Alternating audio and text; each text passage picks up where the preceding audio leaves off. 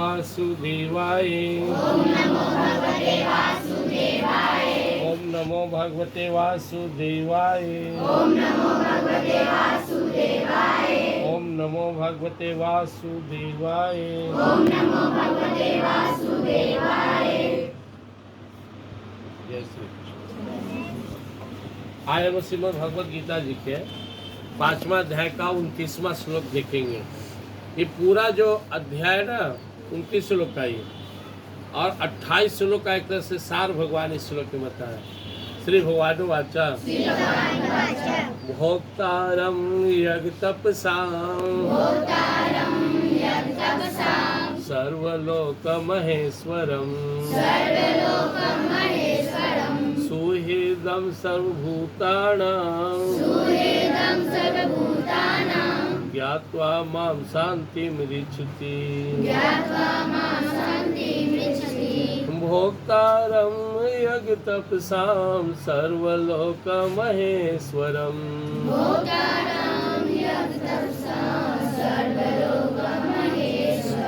सुहृदं सर्वभूतानां ज्ञात्वा मां शान्तिमृच्छति।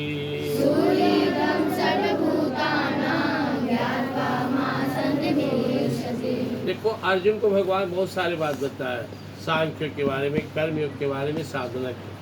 अर्जुन के मन में एक प्रश्न घूम रहा है जो हम लोग के मन में घूमता है, कैसे मैं अच्छा बनूं, कैसे मैं बेहतर करूं। प्रभु की सारी बातें अच्छी हैं।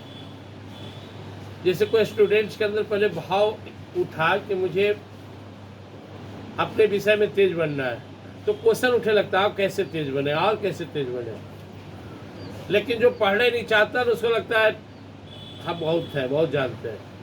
जब आदमी साधना करने लगता है तब उसे पता चलता है हमें कौन कौन कमी है और उसको दूर करना चाहता है।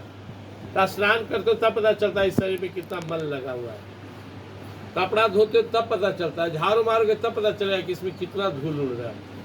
तो जब आदमी अच्छा बनना चाहता है ना तो उसके मन में प्रश्न उठने लगता है कि आखिर कैसे मैं अच्छा बने। तो जो अच्छा स्टूडेंट उसके मन में हमेशा रहता होगा टेंशन, कैसे और पढ़े, ये विषय पर कैसे कमांड करे, इतना सारा विषय, इतने सारे चैप्टर, इतने सारे टॉपिक और हमें उसे मेंटेन करना है। जो वास्तव में पढ़ना चाहते हो हमेशा हल्का तनाव में रहेगा, बहुत ज़्यादा तो नहीं रहेगा, हल्का तनाव रहेगा कि हम इसमें भी कैसे तेज हो जाए। तो अर्जुन के मन में भाव उठ रहा है कि भगवान ऐसा कैसे होगा जवाब बता रहे हैं। भगवान बहुत अच्छा जवाब दे रहे हैं। यहाँ पे बहुत सा प्रश्न अर्जुन मन ही मन उठाया अर्जुन के मन में, तो भगवान समझे। भगवान बोले जो भी मैं बताया और जीवन में तुम जितना भी ऊंचा उठना चाहो उस सब में मेरी मदद लो। मैं हमेशा तुम्हारे मदद के लिए तैयार हूँ। मैं तुम्हारा सबसे अच्छा मददगार हूँ। सुहृदं सर्वभूतानां, सबका भला चाहने वाला अगर कोई संसार में है तो मैं हूँ। इसलिए जब भी मन घबराए, जब भी अंदर में संशय उठे, रास्ता न सूझे, तो भगवान से प्रार्थना करो। ईश्वर तुम्हारे साथ है। तुम जिस रूप में मानते हो, जिस रूप में उन्हें चाहते हो, उसी रूप में वो तुम्हारी मदद करेंगे। भगवान दो नहीं है, एक ही है। हम अपनी भावना अनुसार अलग अलग मानते हैं। अब हम अपना भगवत गीता हम लोग जो यहाँ पे देख रहे सुने, भगवान श्री कृष्ण की वाणी है। ये भगवान यहाँ स्पष्ट कहे इसी अध्याय में, 4थे अध्याय भगवान ने कहा ये अथा मां प्रदत्ते तानस भजाम्य। जो मुझे जैसा भजेगा मैं उसे उसी रूप में मिलूंगा। अब कोई सगुण साकार भजे, निर्गुण निराकार भजे, भगवान श्री राम रूप में भजे, भगवान श्री कृष्ण में भजे, अल्लाह रूप में भजे, खुदा रूप में भजे, पीपल के पेड़ के रूप में भजे, जो माता रूप में उनका भजन करे प्रभु उसी रूप में प्रकट होंगे। गुरु रूप में भजन करे उसी रूप में आएंगे। परमात्मा की सबसे बड़ी विशेषता है भाववश भगवान सुख निधान करुणा भवन। कोई प्रश्न पूछे भगवान कहाँ है, किस रूप में है, इसका जवाब है तुम्हारी भावना कैसी है। तुम्हारी जैसी भावना वैसा भगवान, और तुम्हारी भावना ही नहीं है तो तुम्हारे भगवान नहीं है। तुम्हारी भावना जैसा है वैसा भगवान आएंगे, क्योंकि भगवान सर्व सामर्थ्यशाली है। भगवान के कोई बाउंडेशन ही कैसा रूप आप नहीं धारण कर सकते। बहुत सारे लोग कहता है भगवान रूप कैसे धारण कर सकते हैं, भगवान सगुण साकार कैसे हो सकते हैं। वो ऑल माइटी गॉड है, सब सामर्थ्यशाली है, जैसा चाहे बना सकते हैं। अगर भगवान सगुण साकार रूप धारण नहीं कर सकते थे तो सगुण साकार कैसे बना दिए? ये दुनिया नहीं बना पाते, निर्गुण निराकार में सामर्थ्य नहीं होता। तो भगवान जो चाहे कर सकते हैं। हमें हमेशा याद रखना है। मेरे परम पूज्य गुरुदेव गीता बाबा, मैं भी उनके साथ बैठता था, सत्संग करता था, पूछता था। तो मैं पूछता था कि कहीं मन घबराने लगता हो, हिम्मत टूटने लगता हो किसी का या मेरा, तो क्या उपाय है, भगवान पर भरोसा कैसे बढ़े? तो एक मंत्र दीजिए। बोले इसका जाप करना। सुबह उठकर मैं सबसे पहले इस मंत्र का जाप करता हूँ। सिंपल सी बात है। मैं आंख बंद करके कहता हूँ, उसके बाद मैं संसार के काम में लगता हूँ कि भगवान जो मुझे बनाए हैं, मैं भगवान श्री कृष्ण का भक्त हूँ, इसलिए मैं बोलता हूँ भगवान श्री कृष्ण जो मुझे बनाए हैं, जो मुझे उत्पन्न करने वाले हैं, वो स्वयं मेरी चिंता रखते हैं। आवश्यकता पड़ने पर, रोग या कष्ट आने पर उसके निवारण का उपाय करते हैं। फिर मुझे चिंता करके अपने आप को शांत बनाने की क्या जरूरत है? जब भगवान श्री कृष्ण मेरे साथ हैं तो चिंता की क्या बात? यह कहकर इस संसार के काम में मैं सिंपल सा चीज को अपने दिमाग में डाल लेना।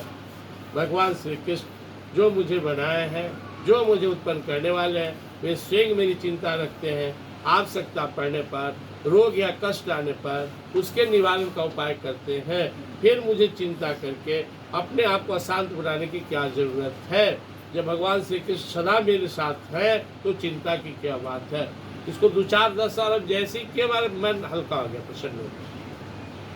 भगवान करे मैं हमेशा तेरी मदद के लिए तैयार हूँ। तुम मदद लोगे तब ना, लेकिन तुम गलत दिशा में मुझसे मदद चाहो तो मैं नहीं करूँगा। सही दिशा में जो तुम्हारा कर्तव्य है वहाँ मैं जरूर मदद करूँगा। मेरी भक्ति चाहिए, मैं मदद करूँगा। अपना काम करने के लिए शक्ति चाहिए, मैं तुम्हें मदद करूँगा। लेकिन अनावश्यक आलतू फालतू का मदद मांगोगे, मैं नहीं करूँगा। इसलिए हम सभी को भगवान पर भरोसा रखना है। और हमारे भगवान कोई साधारण नहीं है। भोक्तारम एकदम साधु सर्वलोक महेश्वरम। संसार में कोई कुछ भी खाता है, अंदर वही स्वीकार कर रहे हैं। सबके हृदय में बैठे हुए यज्ञ, जितना यज्ञ हो रहा है सबको स्वीकार करने वाला, यज्ञ का जो आहुति है वही स्वीकार करते हैं। तप साम जितने प्रकार के तप है सब प्रभु के लिए।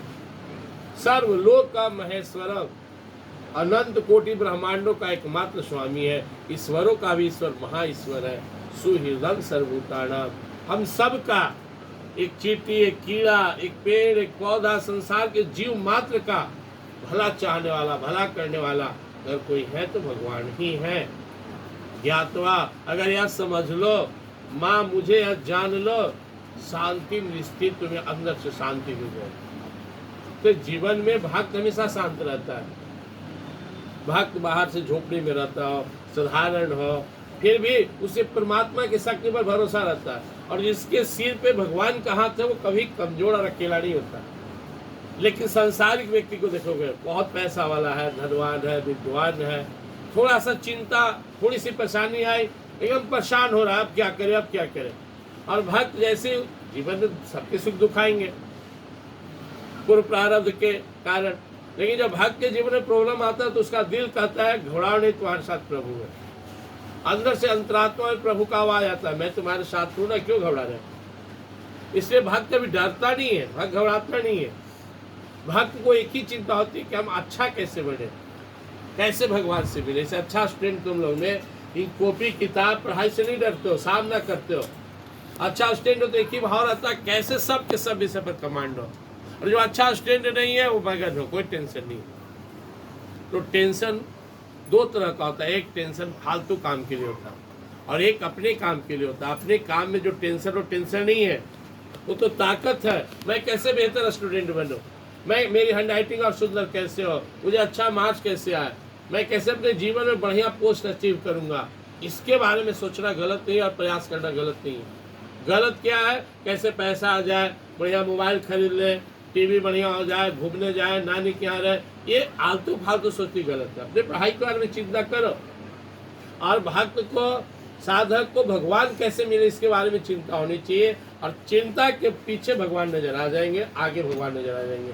जब चिंता करोगे कि आप कैसे हो, तो लगेगा प्रभु साथ है। उनको ध्यान करो, को पढ़ो, ध्यान करो, उनको अपना काम करो। तो भगवान पर भरोसा रखना।